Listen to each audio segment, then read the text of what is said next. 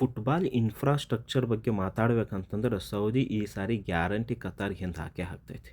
ಯಾಕಂತಂದ್ರೆ 2022ನೇ world ಕಪ್ನ್ಯಾಗ $250 billion ಖರ್ಚು ಮಾಡಿತ್ತು ಸ್ಟೇಡಿಯಂ ಮಾಡಾಕ. ಆದರೆ ಈಗ ಸೌದಿ ಅರೇಬಿಯಾ ಒಂದು ಹೊಸ ಪ್ಲ್ಯಾನ್ ತಂದೈತಿ, ಸ್ಕೈ ಸ್ಟೇಡಿಯಂ ಅಂತ. ನೆಲ ಬಿಟ್ಟು 350 ಮೀಟ್ರ್ ಎತ್ತರದಾಗ 40,000 ದರ್ಶಕರನ್ನು ಫುಟ್ಬಾಲ್ ತೋರಿಸ್ತೈತಂತಂದ್ರೆ ಎಂಥ ಗಂಡು ಮಾತು.